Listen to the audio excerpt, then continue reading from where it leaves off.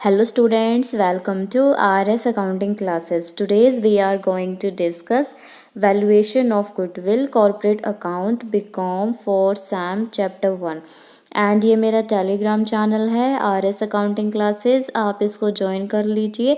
यहाँ पर आपको आने वाले वीडियोस की अपडेट्स मिलती रहेंगी। इसके अलावा study material, syllabus PDF, sample papers, previous year papers वो आपको यहाँ पे अवेलेबल हो जाएंगे। So please join it. Goodwill की वैल्यूएशन करने के हम दो मेथड्स कर चुके हैं। First is average profit method and second is super profit method. आज हम थर्ड मेथड को डिस्कस करेंगे, दैट इज़ कैपिटलाइजेशन मेथड। इस मेथड के अंडर दो डिफरेंट अप्रोचेस को यूज़ किया जाएगा गुडविल की वैल्यू को असरटेन करने के लिए। फर्स्ट अप्रोच या फर्स्ट मेथड क्या है? Capitalisation of average profit method and second क्या है? Capitalisation of super profit method. So first method के अकॉर्डिंग जो गुडविल की कैलकुलेशन की जाएगी वो कैसे होगी? Capitalised value of average profit minus में कैपिटल एम्प्लॉयड। कैपिटल एम्प्लॉयड तो कौन सी कैपिटल होती है? जो एक फर्म ने बिजनेस में इन्वेस्ट करी, और जो एवरेज प्रॉफिट आया उसकी क्या करनी है? हमने कैपिटलाइज्ड वैल्यू निकालनी है। और capitalised value of average profit कैसे कैलकुलेट करेंगे? Average profit multiply 100 upon NRR। अब ये कैसे आया? इस कॉन्सेप्ट को हम एग्जांपल से समझते हैं। हमने यहाँ पे एक फर्म ली है, फर्म A। इस फर्म ने क्या करा? जो कैपिटल इन्वेस्ट करी, जो कैपिटल एम्प्लॉयड थी एक्चुअल में 80,000 रुपीज़, और इस फर्म को जो एवरेज प्रॉफिट हुए 10,000 के। मार्केट के अंदर जो नॉर्मल रेट ऑफ रिटर्न है वो क्या है? 10% है। अगर अब हमें क्या करना है? कैपिटलाइज्ड वैल्यू निकालनी है एवरेज प्रॉफिट की। मतलब ये चेक करना है, ये डिटरमाइन करना है कि अगर फर्म को नॉर्मल रिटर्न के हिसाब से, नॉर्मल जो रेट ऑफ रिटर्न है अगर उसके हिसाब से रिटर्न मिलते, प्रॉफिट्स होते, तो 10,000 के एवरेज प्रॉफिट को अर्न करने के लिए कितने रुपीज़ की जो कैपिटल है वो इन्वेस्ट करनी पड़ती। फॉर एग्जाम्पल कि अगर उसने X रुपीज़, जो X अमाउंट है वो इन्वेस्ट करे, X पे कितना रिटर्न है? 10%। तो X का 10% कितना हो गया? 10,000, जो क्या है? Average profit. तो X की वैल्यू क्या हो जाएगी? 10,000 मल्टीप्लाई, यहाँ पे जो 10/100 मल्टीप्लाई है उस साइड जाएगा तो रिवर्स हो जाएगा 100/10। It means 1,00,000 rupees. अगर नॉर्मल रेट ऑफ रिटर्न के अकॉर्डिंग अगर फर्म को 10,000 के प्रॉफिट्स अर्न करने होते तो उसको 1,00,000 रुपीज़ इन्वेस्ट करने पड़ते, लेकिन फर्म ने क्या करा? 80,000 रुपीज़ ही एक्चुअल में कैपिटल एम्प्लॉयड की, और उसको जो एवरेज प्रॉफिट है वो 10,000 के हो गए। अगर नॉर्मल रिटर्न के हिसाब से होते तो 80,000 का 10% 8,000 होने से, लेकिन 2,000 के जो प्रॉफिट्स है वो उसको एक्स्ट्रा हुए। इट मीन्स कि जो फर्म की गुडविल की वजह से हुआ ऐसा। और गुडविल कितनी एक्स्ट्रा हो जाएगी? 1,00,000 में से 80,000 लेस कर देंगे, 20,000। सेकेंड मेथड क्या है? Capitalisation of super profit method. अब हमने कैसे निकालना है गुडविल की value? Super profits multiply 100/NRR, यानी कि सुपर प्रॉफिट को क्या करना है? कैपिटलाइज करना है। और सुपर प्रॉफिट कैसे आता है? Actual profit minus normal profit. Illustration 7। From the figures given below, calculate goodwill according to the capitalization method. हमें कैपिटलाइजेशन मेथड के अकॉर्डिंग गुडविल की वैल्यू को कैलकुलेट करना है। और डाटा क्या गिवन है? एक्चुअल एवरेज प्रॉफिट्स 50,000 है, normal rate of return 10%, average capital employed rupees 4,00,000। So goodwill कैसे कैलकुलेट होगी कैपिटलाइजेशन मेथड के according? Goodwill is equal to capitalised value of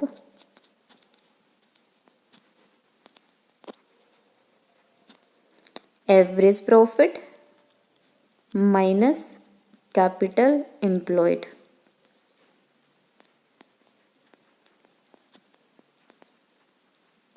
capital employed तो पता है हमें 4 लाख है। अब हमें क्या निकालना है कि जो कैपिटलाइज्ड वैल्यू है किसकी, एवरेज प्रॉफिट की, वो कैसे हो जाएगी, जो एवरेज प्रॉफिट है 50,000 उसको मल्टीप्लाई करेंगे 100 से और डिवाइड कर देंगे 10 से। नॉर्मल रेट ऑफ रिटर्न कितना है, 10%। इट मीन्स कि 5 लाख रुपीज़ क्या होगी, capitalised value of average profit. तो 5 लाख में से माइनस कर देंगे 4 लाख जो एक्चुअल कैपिटल एम्प्लॉयड थी, तो 1 लाख रुपीज़ की क्या हो जाएगी, goodwill. Illustration 8, Shri Ram silk limited की क्या डिज़ायर है कि वो अपने बिजनेस को सेल कर देगी अनदर कंपनी को, और उसको पास्ट में जो एवरेज प्रॉफिट्स हो रहे थे 1,50,000 पर एनम। अगर यहाँ पे जो एवरेज प्रॉफिट है अगर उनको फेयरली रिप्रेजेंट करना है कि फ्यूचर में कितने प्रॉफिट अर्न हो सकते हैं, उसके लिए कंसिडर करना पड़ेगा इन पॉइंट्स को। तो सबसे पहले क्या है कि जो डायरेक्टर्स की फ़ीस है 10,000 रुपीज़ पर एनम है, ये प्रॉफिट के अगेंस्ट चार्ज की जाती थी, लेकिन अब इनको परचेजिंग कंपनी के द्वारा पे नहीं किया जाएगा। तो ये कौन से चार्जेस हो गए फिर, non recurring charges. It means कि अब ये दोबारा से अकर नहीं होंगे। इससे क्या हो जाएगा, एवरेज प्रॉफिट में इसको ऐड करेंगे। सेकंड क्या है, रेंट है 20,000 पर एनम का, जो वेंडर कंपनी के द्वारा पे किया जाता था, लेकिन अब वो फ्यूचर में चार्ज नहीं होगा। सो ये भी क्या हो गया, नॉन रिकरिंग चार्जेस हो गए, तो इसको भी क्या करेंगे, हम ऐड करेंगे एवरेज प्रॉफिट में। 1,50,000 के हैं एवरेज प्रॉफिट, 10,000 ये प्लस हो जाएंगे और 20,000 का रेंट, तो टोटल एवरेज प्रॉफिट कितना हुआ, 1,80,000। वेंडर कंपनी की जो नेट टेंजिबल एसेट्स है उनकी वैल्यू क्या है, 40 लाख रुपीज़, जिस डेट को सेल के लिए प्रपोज किया था उस टाइम पर। और साथ में कंसिडर किया गया है कि जो रीजनेबल रिटर्न होगी कैपिटल इन्वेस्टेड पर, नॉर्मल रेट ऑफ रिटर्न क्या है, 10% है। हमें गुडविल की वैल्यू कैलकुलेट करनी है by capitalisation of expected net future profits. तो यहाँ पे हमें नेट कैपिटल एम्प्लॉयड गिवन है, और हम कौन सी कंसेप्ट को यूज़ करते हैं, एवरेज कैपिटल एम्प्लॉयड को। और वो कैसे आएगी, नेट कैपिटल एम्प्लॉयड में से लेस कर देंगे जो करंट ईयर का प्रॉफिट है उसका हाफ, यानी कि 1,80,000 का हाफ हो जाएगा 90,000। 14 लाख में से 90,000 को लेस करा तो 13,10,000, ये एक्चुअल में जो एवरेज कैपिटल एम्प्लॉयड है वो आ जाएगी।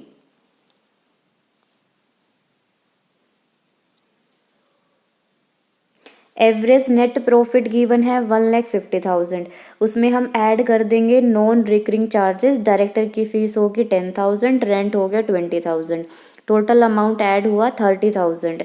तो जो एस्टिमेटेड फ्यूचर मेंटेनेबल प्रॉफिट हो गया वो 1,80,000।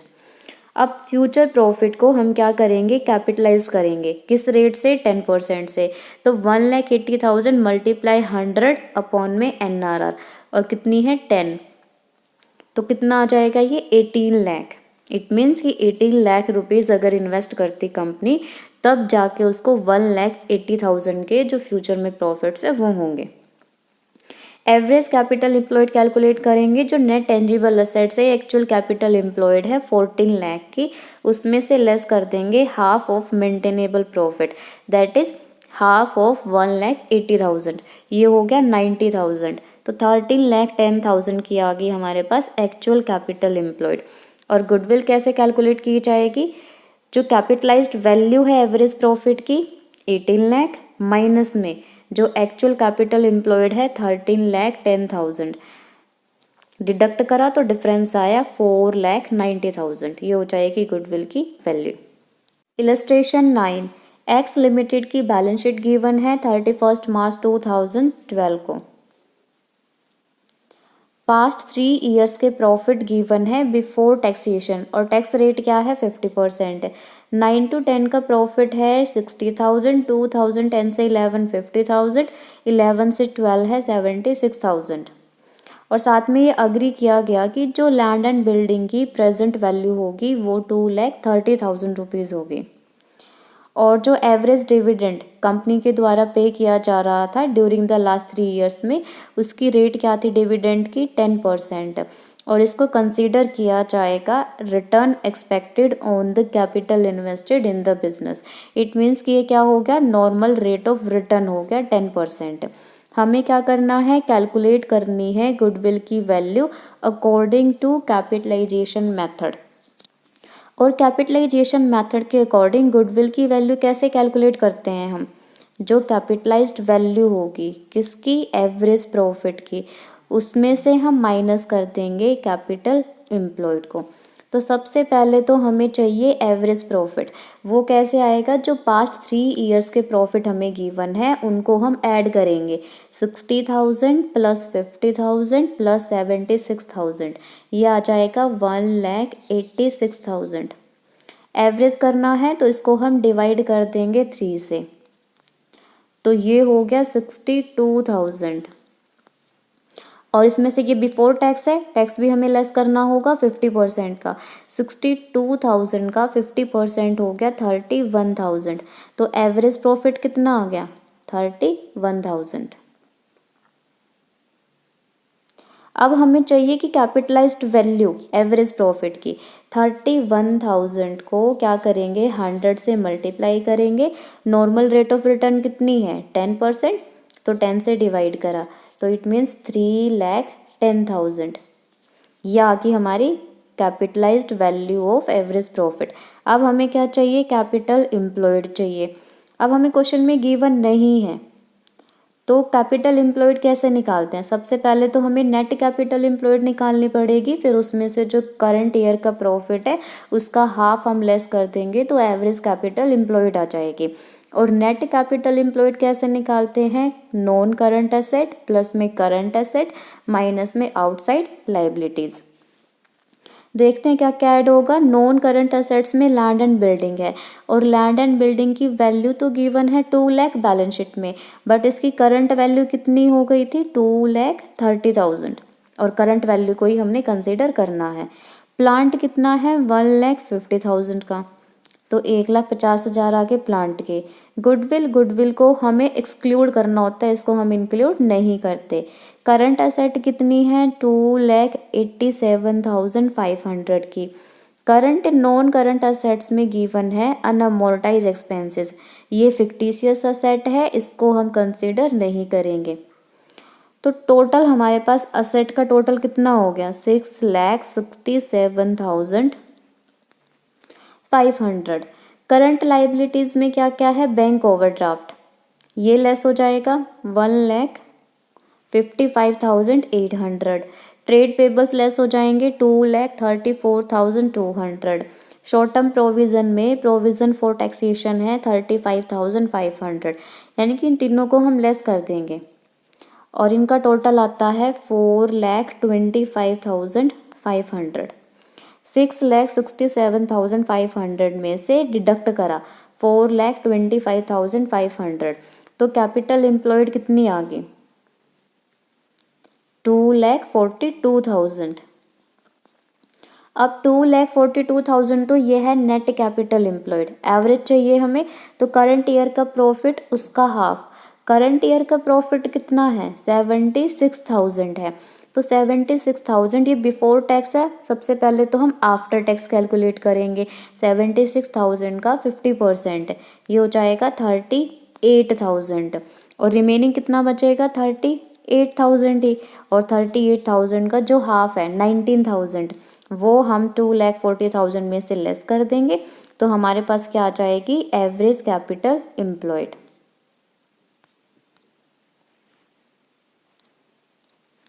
एवरेज प्रॉफिट कैलकुलेट करा 60,000 प्लस 50 प्लस 76,000, 1,86,000।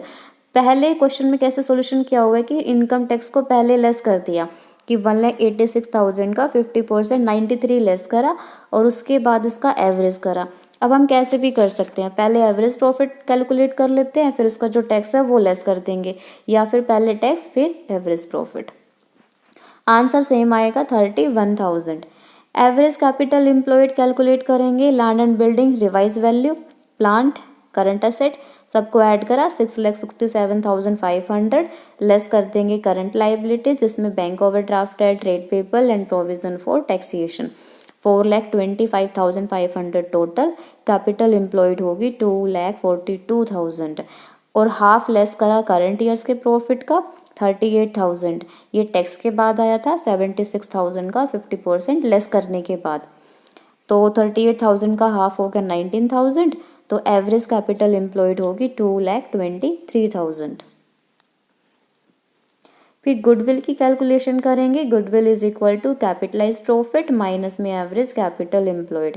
कैपिटलाइज प्रॉफिट कैसे करा? Average profit multiply 100 upon NRR। 31,000 multiply 100 upon 10 ये हो गया 3,10,000। गुडविल कैलकुलेट करी। कैपिटलाइज प्रॉफिट 3,10,000 है, एवरेज कैपिटल एम्प्लॉयड 2,23,000 है। दोनों का डिफरेंस हो गया 87,000। ये हो जाएगी गुडविल की वैल्यू। इलस्ट्रेशन 10।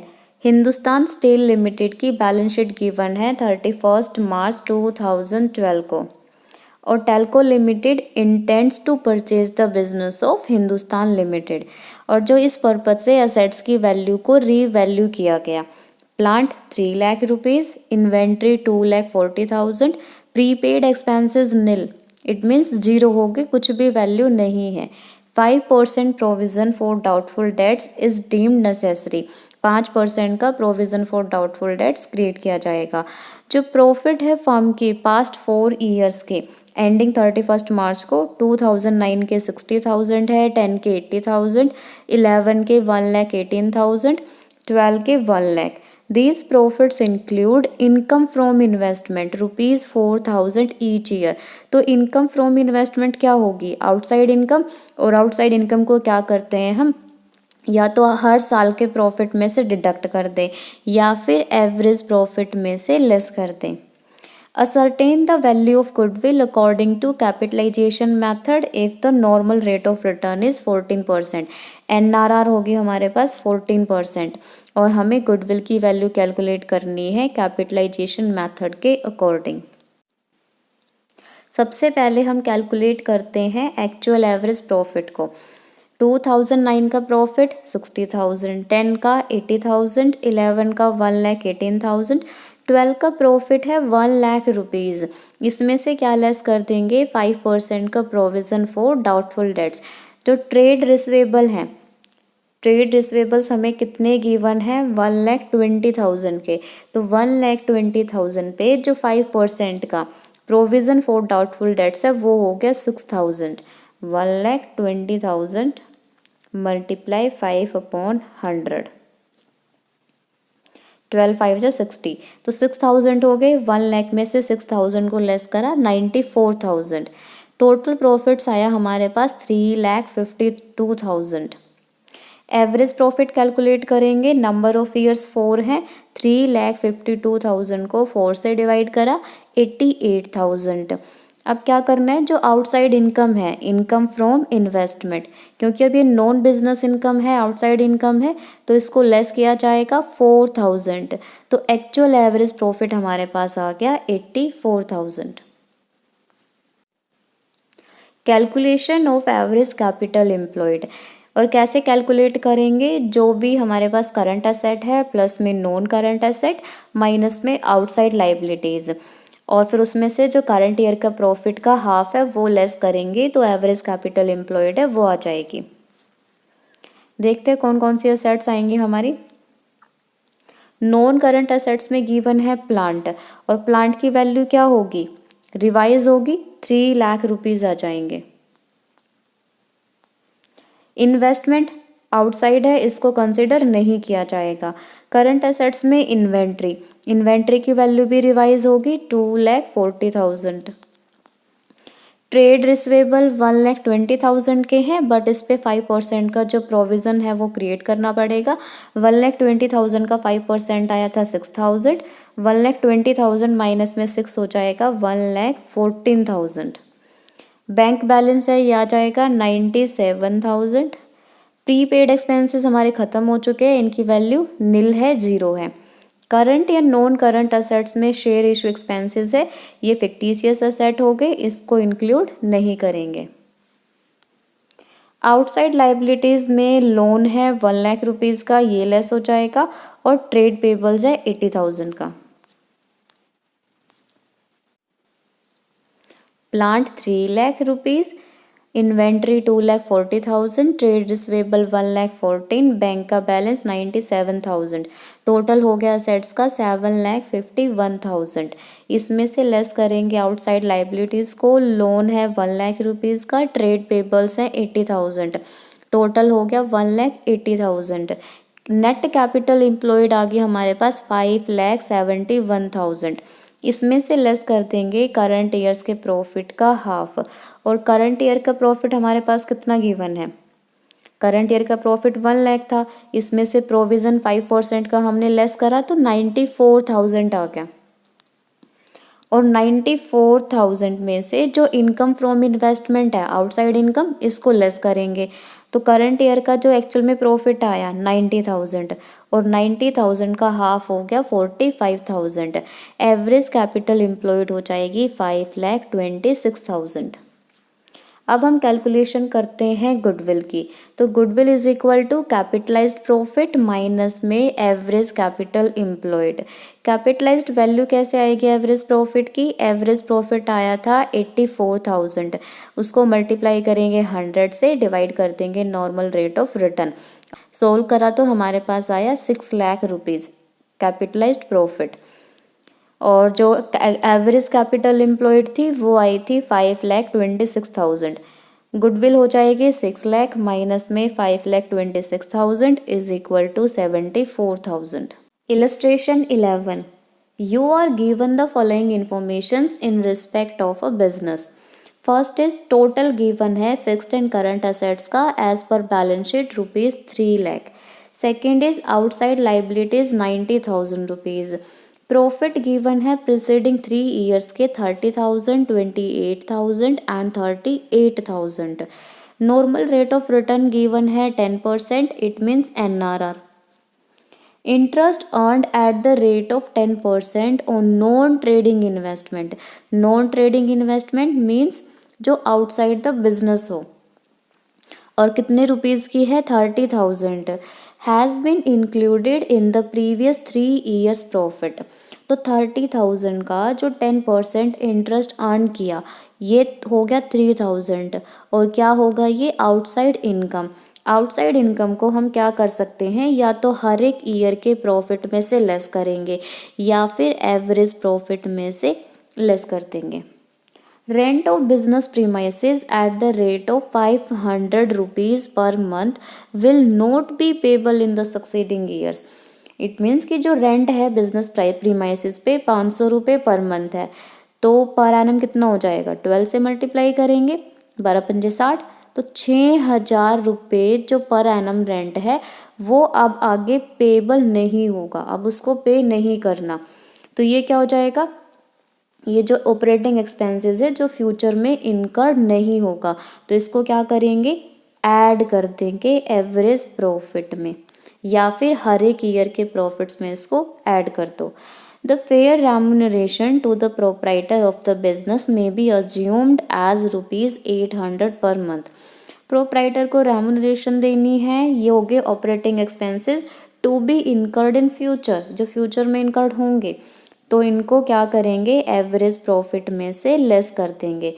800 पर मंथ है तो 12 से मल्टीप्लाई करा 9600। Calculate the amount of goodwill by capitalisation method. तो सबसे पहले हमने कैलकुलेट करना है एवरेज प्रॉफिट को। जो प्रीसीडिंग 3 ईयर्स के प्रॉफिट्स गिवन है उनको हम ऐड करेंगे, 30,000 प्लस 28 प्लस 38, और डिवाइड कर देंगे 3 से। तो एवरेज प्रॉफिट हो गया हमारे पास 30,000। इसमें से लेस करेंगे इंटरेस्ट ऑन इन्वेस्टमेंट जो कि हमारी आउटसाइड इनकम है, दैट इज़ 3,000। ये आ गया 29,000। अब इसमें ऐड कर देंगे rent not payable in future, कि अब जो रेंट है वो फ्यूचर में नहीं देता, तो ये था 6,000 रुपीज़, 500 पर मंथ था, 12 से मल्टीप्लाई किया, और लेस कर देंगे fair remuneration to the proprietor operating expenses to be incurred in future. 800 rupees per month है, 12 से मल्टीप्लाई करा 9600। तो एक्चुअल में जो एवरेज प्रॉफिट है या फ्यूचर मेंटेनेबल प्रॉफिट है वो हमारे पास आ गया 25,400। अब हमें कैलकुलेशन करनी है एवरेज कैपिटल एम्प्लॉयड की। वो कैसे आएगी, फिक्स्ड असेट्स प्लस में करंट असेट्स, और उसमें से हम लेस कर देंगे आउटसाइड लाइबिलिटीज़ को। फिक्स्ड एंड करंट असेट का टोटल हमें गिवन है 3 लाख रुपीज़। अब इसमें से जो नॉन ट्रेडिंग इन्वेस्टमेंट है वो भी इंक्लूड होगी, तो इसको हमें लेस करना पड़ेगा। वो कितने की थी, 30,000, क्योंकि जो आउटसाइड इन्वेस्टमेंट होती है उसको इंक्लूड नहीं किया जाता। फिर उसमें से लेस करेंगे आउटसाइड लाइबिलिटीज़ को। आउटसाइड लाइबिलिटीज़ है 90,000 की, तो नेट कैपिटल एम्प्लॉयड हमारे पास आ गई 1,80,000। अब इसमें से हमें लेस करना है करंट ईयर्स के प्रॉफिट का हाफ। और करंट ईयर का प्रॉफिट कैसे आना चाहिए, after interest and tax. So current year का प्रॉफिट कैसे कैलकुलेट करेंगे, करंट ईयर का प्रॉफिट हमें गिवन है 38,000। उसमें से लेस करेंगे interest on investment, outside income है 3,000, 35,000 हो गए। ऐड कर देंगे rent not to be payable in future, कि जो रेंट अब पे नहीं करना, 6,000 का, ये हो गया 41,000। और उसमें से लेस कर देंगे जो फेयर रेम्युनरेशन देनी है प्रोप्राइटर को 9,600 की। तो करंट ईयर का प्रॉफिट जो एक्चुअल में आया एडजस्टमेंट के बाद 31,400, और 31,400 का हाफ कितना हो जाएगा, 15,700। ये लेस करा तो हमारे पास एवरेज कैपिटल एम्प्लॉयड आ गई 1,64,300। अब हमें कैलकुलेट करनी है goodwill. Goodwill is equal to capitalised value of average profits minus में average capital employed. Capitalised value of average profit, जो एवरेज प्रॉफिट हमारे पास आया है 25,400 का, उसको मल्टीप्लाई करेंगे 100 से, डिवाइड कर देंगे नॉर्मल रेट ऑफ रिटर्न, कितनी थी, 10%। तो ये हो गया हमारे पास 2,54,000। गुडविल आ जाएगी 2,54,000 माइनस में कैपिटल एम्प्लॉयड, दैट इज 1,64,300। तो गुडविल हो जाएगी 89,700। Illustration 12. X has invested an average sum of rupees 3 lakh in his own business which is a very profitable one. तो X का क्या है, एक बिजनेस है, बहुत ही ज़्यादा प्रॉफिटेबल है, उसमें उसने 3 लाख रुपीज़ इन्वेस्ट किए, तो ये क्या होगी, कैपिटल एम्प्लॉयड। जो एनुअल प्रॉफिट अर्नड होता है बिजनेस से वो 60,000 है, और जिसमें क्या इंक्लूड है, 10,000 रुपीज़ जो रिसीव हुए थे एज अ कंपनसेशन। और किस चीज़ पे कंपनसेशन, बिजनेस प्रीमाइसेस का जो एक पार्ट था उसको एक्वायर किया, उसके ऊपर जो कंपनसेशन है वो रिसीव हुआ। तो जो ये कंपनसेशन मिला है ये बिजनेस की इनकम नहीं है, इसका जो नेचर है वो रिकरिंग नेचर का नहीं है। तो 60,000 में से 10,000 को हम लेस करेंगे। The money could have been invested in deposits for a period of 5 years and over at the rate of 10% interest. कि जो भी मनी बिजनेस में इन्वेस्ट की गई है 5 साल या उससे ज़्यादा टाइम पीरियड के लिए, उस पर जो रिटर्न है वो 10% है। तो ये क्या हो जाएगी आपकी normal rate of return. And he himself could earn rupees 7,200 per annum in alternative employment। तो जो X क्या करता है, साथ में किसी और पर्सन की जगह पे खुद काम कर रहा है और 7,200 रुपीज़ हैं वो अर्न करता है एज अ रेम्यूनरेशन। तो ये क्या हो जाएगी, मिस्टर एक्स की सैलरी एक्सपेंसेस है, तो इसको हम एवरेज प्रॉफिट में से लेस कर देंगे। Considering 2% as fair compensation for the risk involve in the business. तो बिजनेस में जो भी रिस्क इन्वॉल्व है उसके लिए जो फेयर कंपनसेशन है 2% का, उसको भी कंसिडर करना है।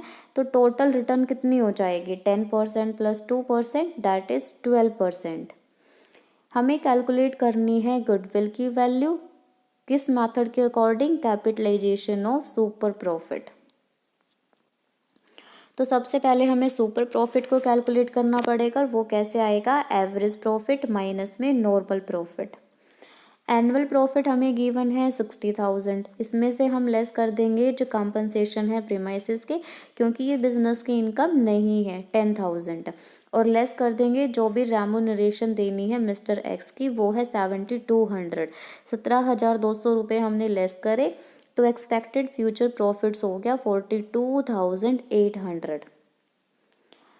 ये एनुअल प्रॉफिट है, एक्चुअल प्रॉफिट है, उसमें से हमें क्या लेस करना है, नॉर्मल प्रॉफिट। और नॉर्मल प्रॉफिट कैसे आएगा, जो भी कैपिटल एम्प्लॉयड है उसको मल्टीप्लाई कर देंगे normal rate of return divide by 100।